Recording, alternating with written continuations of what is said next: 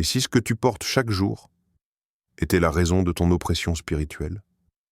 Et si ta fatigue, ton anxiété, tes rêves étranges ne venaient pas de toi, mais de ce manteau suspendu dans ton placard?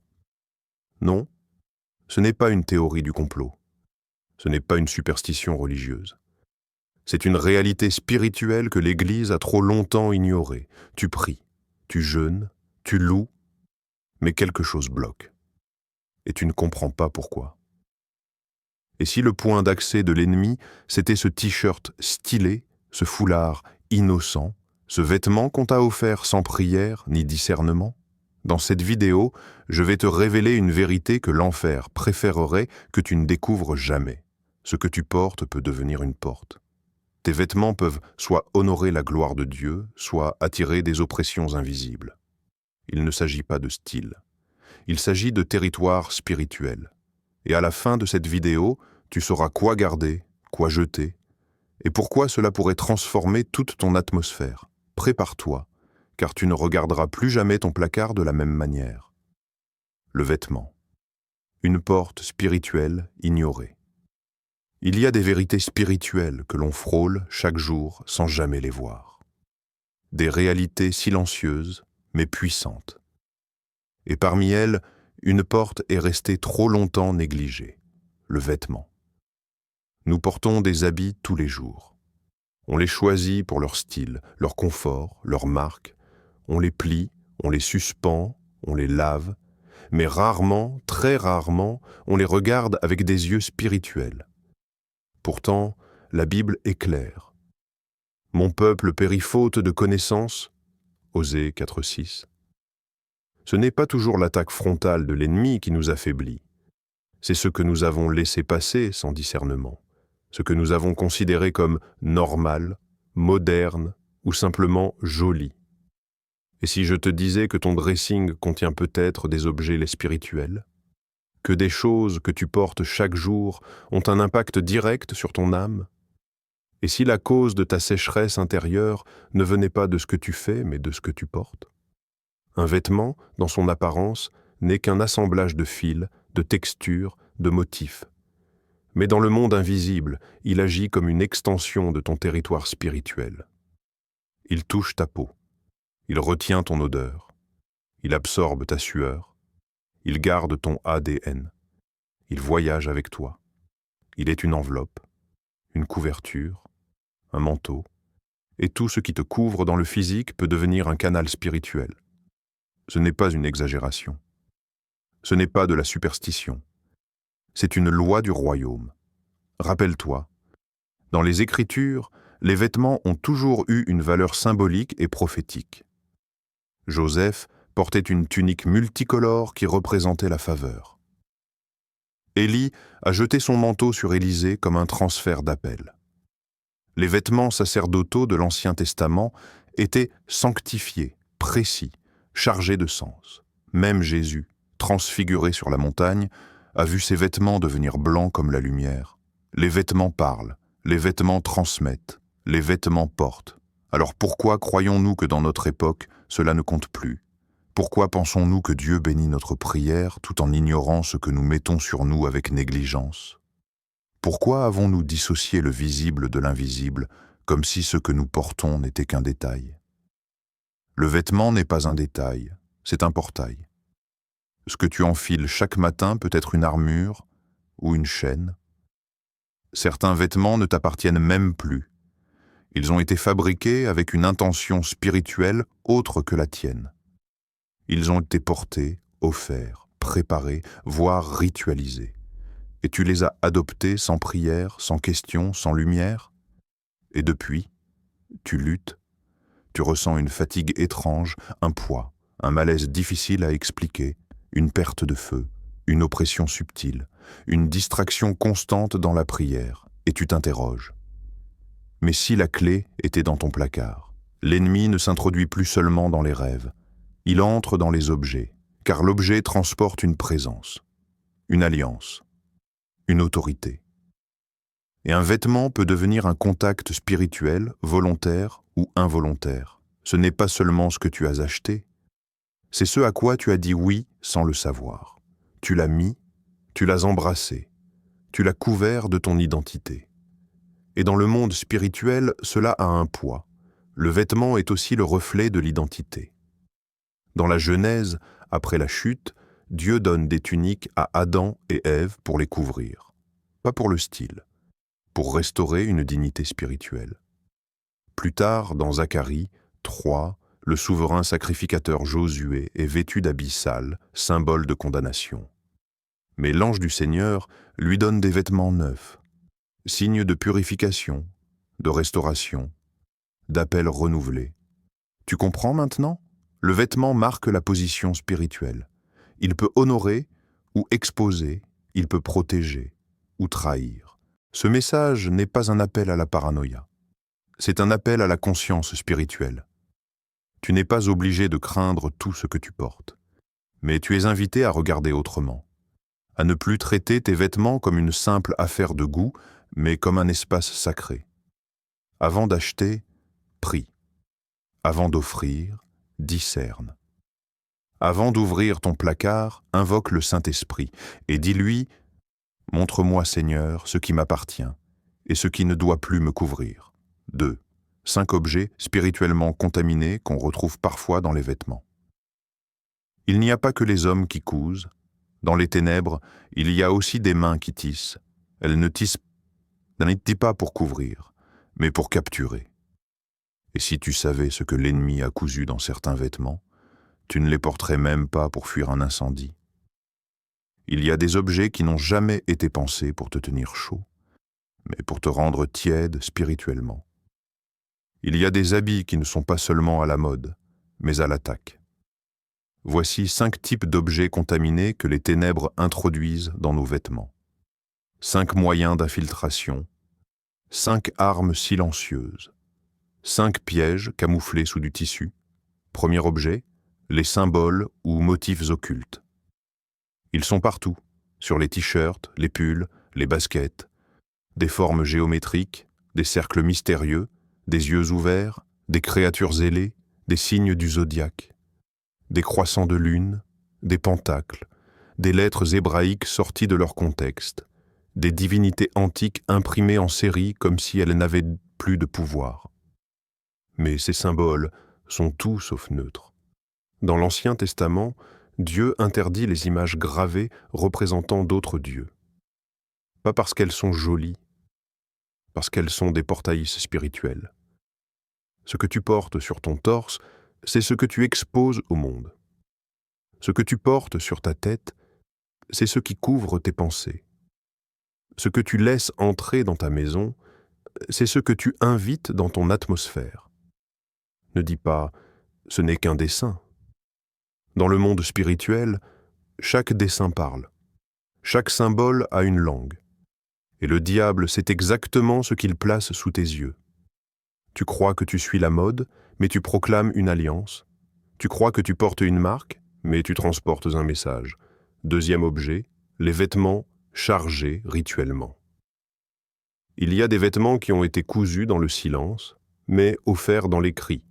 Des prières tordues ont été récitées sur eux. Des invocations ont été murmurées. Des objets ont été placés dans les ourlets. Des huiles impures ont été frottées dans les fibres. Et ce t-shirt que tu as acheté sur un marché de rue, cette chemise importée sans étiquette claire, ce pantalon brodé à la main, a peut-être déjà fait le tour d'un hôtel. Tu n'étais pas là quand ils l'ont consacré, mais tu es là maintenant pour en porter le poids. Et depuis que tu le mets, tu te lèves fatigué. Tu es nerveux sans raison. Ton foyer semble plus tendu. La faveur fuit comme si une barrière invisible te suivait. Ce vêtement n'a pas seulement été confectionné, il a été chargé. Et ce que tu ressens n'est pas un hasard, c'est une oppression portée.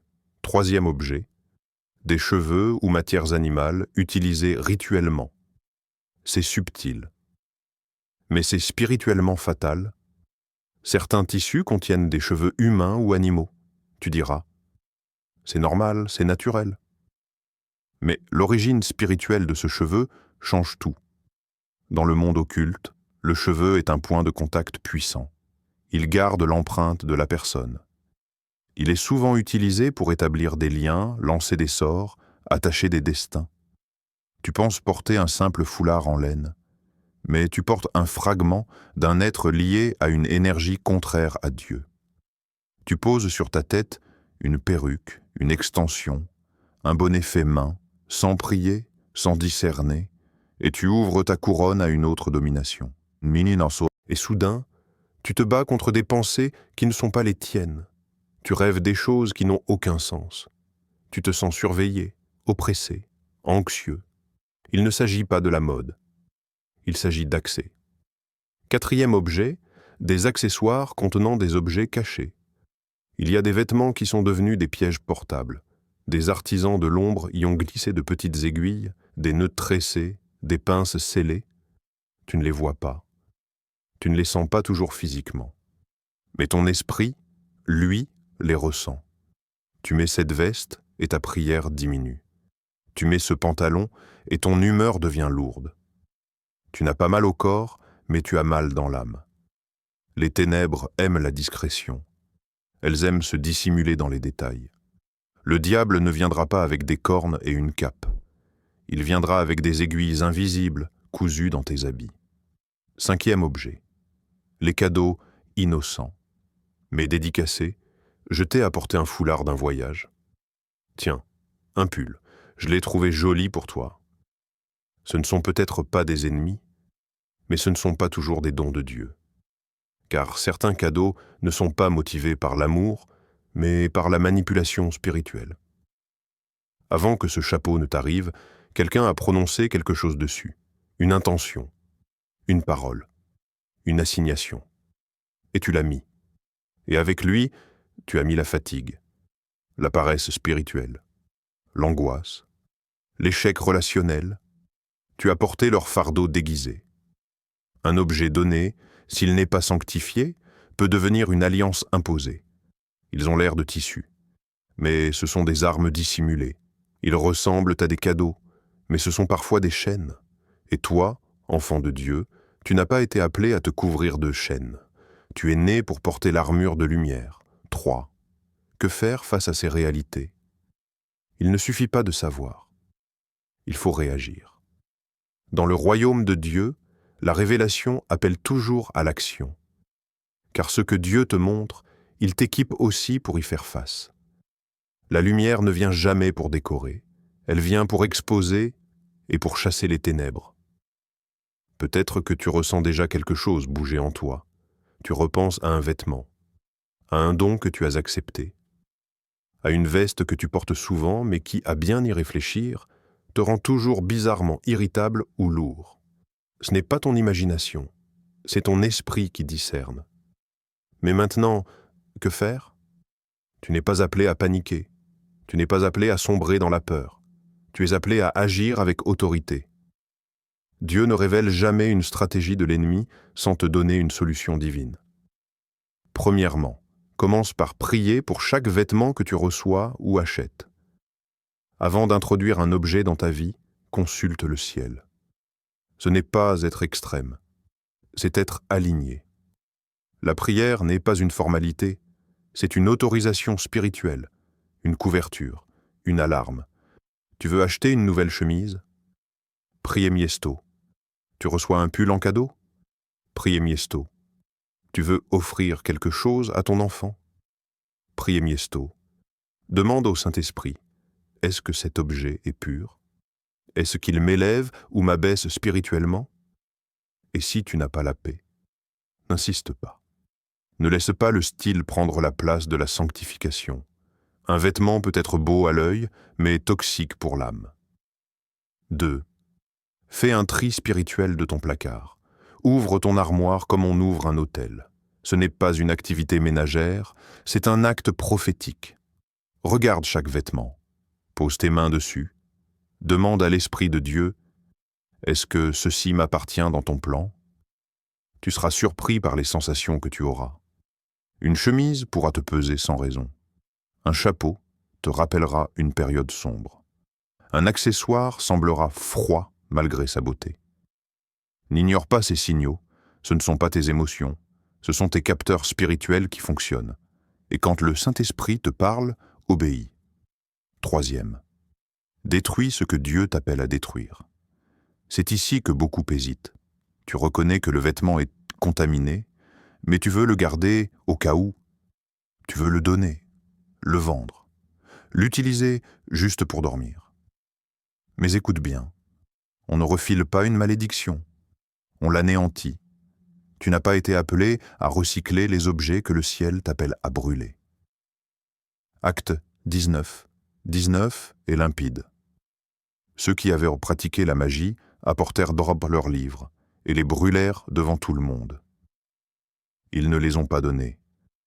Ils ne les ont pas cachés dans un grenier. Ils les ont brûlés publiquement. Pourquoi? Parce qu'un objet rituel n'est pas neutre. Il ne perd pas son effet parce que tu le ranges. Il reste actif tant qu'il existe, coupe le lien, brise le point de contact. Et fais-le sans compromis. Oui, ce vêtement était cher. Oui, tu l'aimais bien. Oui, c'est un souvenir d'un proche. Mais ton destin vaut plus que le tissu. 4e. Sanctifie ton environnement. Tu ne fais pas que jeter des habits, tu purifies ton atmosphère. Ce que tu enlèves physiquement, tu brises spirituellement. Chaque action est un acte de guerre dans l'invisible.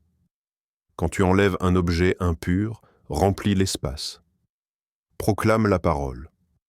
Oins l'endroit avec de l'huile consacrée. Invoque la présence du Saint-Esprit. Dis, cette pièce appartient à Jésus-Christ. Aucun esprit étranger n'a de place ici. Mon foyer est sanctifié. Mon corps est sanctifié. Mon placard est sanctifié. Et tu verras la paix revenir. Tu sentiras un air nouveau. Tu retrouveras ta concentration. Ta prière redeviendra fluide. Ce n'est pas psychologique, c'est spirituel. Tu vois, Dieu ne t'appelle pas à survivre en tremblant. Il t'appelle à vivre en gouvernant. Tu es un sacrificateur royal. Tu es un temple vivant. Tu es un territoire sacré. Et tout ce qui te touche doit être sous la lumière de Christ. Rien ne doit traîner dans l'ombre. Pas même une écharpe oubliée. Alors oui, ce tri peut être inconfortable. Oui, tu devras peut-être dire adieu à des choses que tu appréciais, mais en les perdant, tu gagneras ta liberté. 4.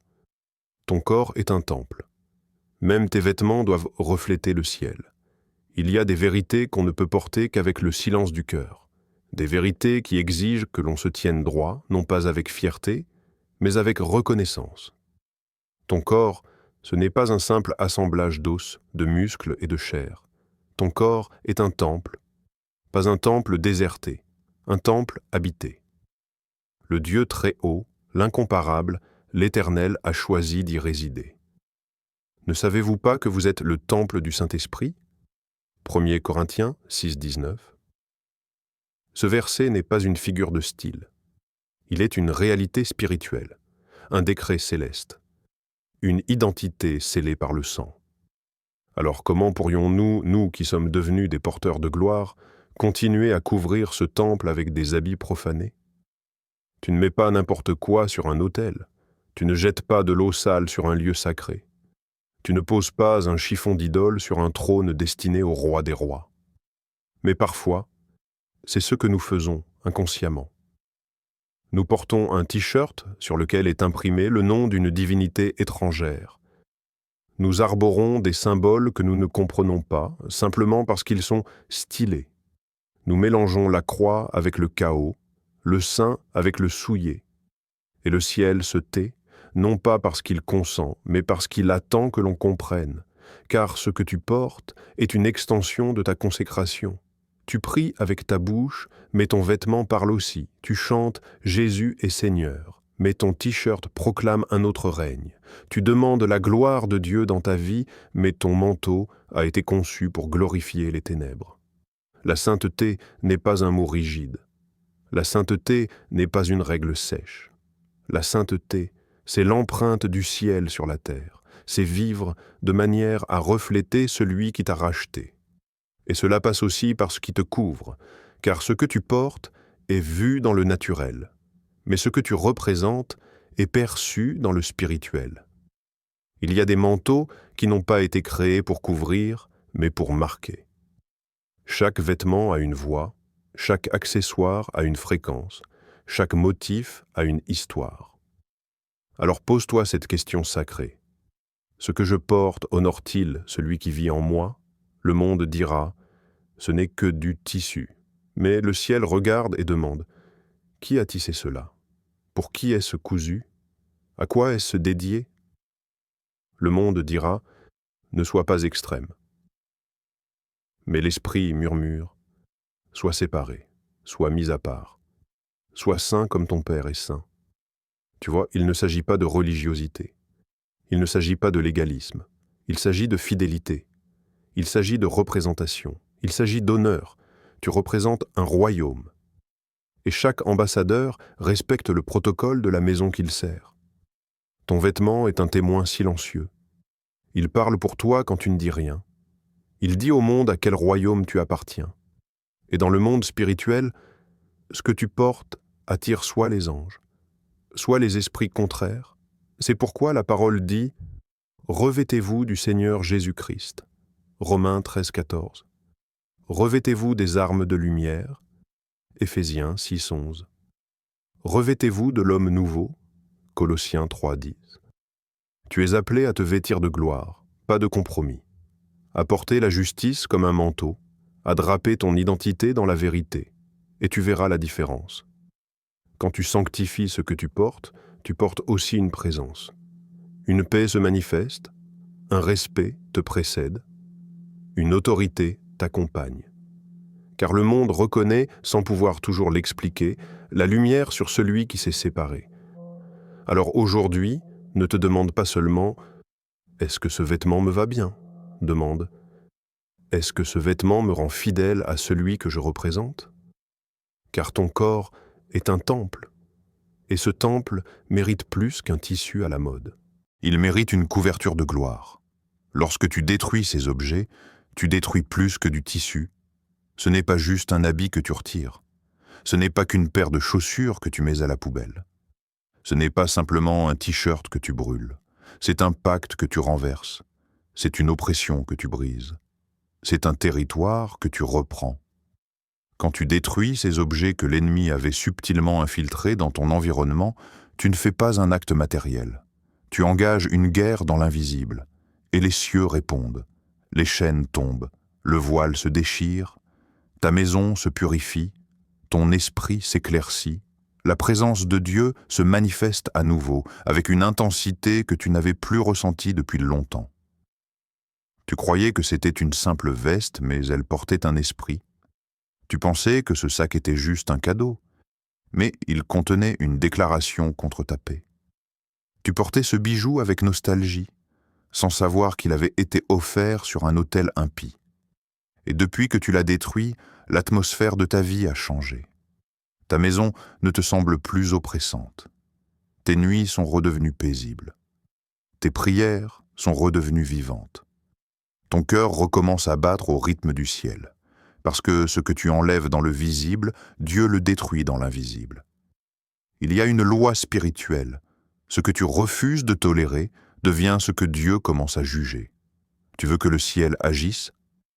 Alors commence par obéir à ce qu'il t'a déjà révélé. Le diable ne craint pas ton cri. Il craint ton obéissance. Et quand tu obéis à Dieu en détruisant ces objets, tu annules les autorisations légales de l'ennemi. Oui, c'est légal. Car dans le monde spirituel, posséder, c'est autorisé. Garder un objet rituellement contaminé, c'est comme signer un contrat sans le lire. Tu ne l'as peut-être pas voulu, mais tu l'as permis. Et l'enfer n'a besoin que d'une faille minuscule pour y semer une tempête. Mais quand tu agis, quand tu te lèves, quand tu déclares « Cela n'a plus de place dans ma vie », alors le ciel t'accompagne. Alors les anges se tiennent à tes côtés. Alors le feu du Saint-Esprit descend, et ce que tu brûles physiquement devient une offrande de libération spirituelle. Ne sous-estime jamais le pouvoir d'un acte simple, mais obéissant. Quand les Éphésiens ont entendu la vérité, ils ont rassemblé leurs grimoires et les ont brûlés devant tout le monde. Acte 19, 19. Pourquoi? Parce qu'il fallait casser la honte, briser les liens, établir une nouvelle domination. Toi aussi, quand tu nettoies ta maison, tu fais bien plus qu'un ménage.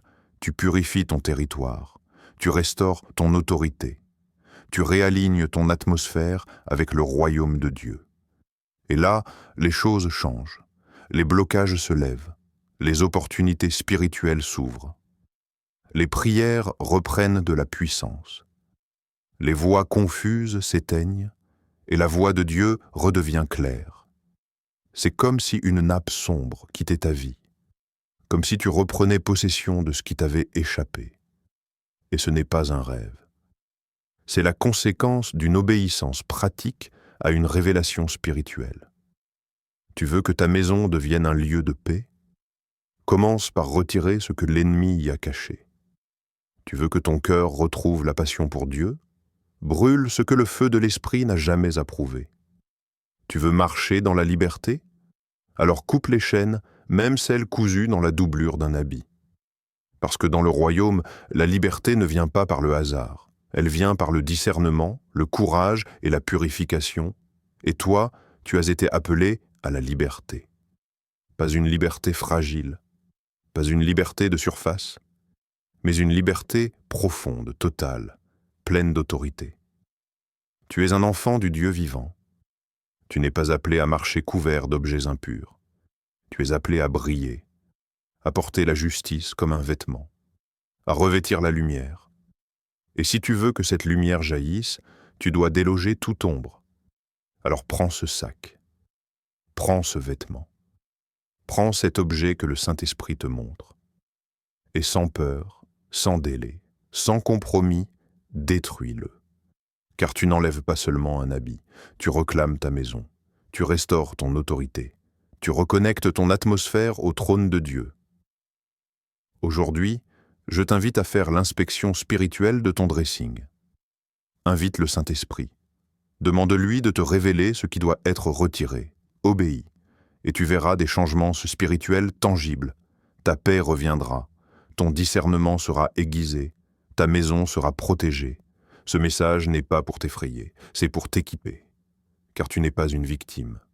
Tu es un soldat de lumière, alors agis. Détruis les objets suspects, protège ta maison, et marche dans la liberté que Christ t'a déjà donnée. Si ce message t'a éclairé, n'oublie pas de t'abonner, de liker, et surtout de partager cette vérité avec quelqu'un qui en a besoin. Que le Seigneur te garde et te guide.